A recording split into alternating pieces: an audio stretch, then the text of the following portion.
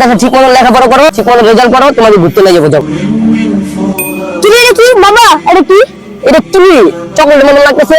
না, এটা তো চকচক করতে সোনার কয়েন মনে হয়। কি এটা? সোনার গান? এটা মনে হয় মালগুলো না ইয়াসিন কাকা দিছে বাবা। তাহলে এটা ইয়াসিন কাকারই বাবা। কিসের ইয়াসিন কাকার? এটা আমার মেলা আমি পাইছি, আমি এটা এখানে রাখলাম। বাবা এটা যার, তুমি তারে দিবা না? তুই কিন্তু বেশি কথা বলছ। এটা যার মানে এটা হলো আমার, আমি এখানে পাইছি না, আমি এটা এখানে রাখলাম, আমি তো কালকে তুই থাক। কিরে তোর বাপে কো? কেন কাকা কি? না কি দরকার ছিল? তোর বাপের মাল দিছি না, মালের বস্তায় সোনার কয়েনের মতন একটা জিনিস ছিল, তোর কি পাইছস?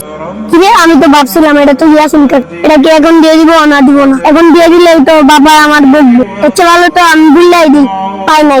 কিরে কি ভাবস, তোরা কি পাইছস? না কাকা আমরা কিছু পাই নাই। আচ্ছা ঠিক আছে, কাজ কর, আমি জায়গা। কাজটা কি ঠিক করলাম? আমি মিথ্যা কথা বললাম। আমি মাদ্রাসা পড়ি, হুজুরি কইছে মিথ্যা কথা কওয়া মহাপাপ। তারপরে আমি মিথ্যা কথা বললাম, এই কাজটা দিয়ে ঠিক হইলো না, এটা দিয়েই দিই।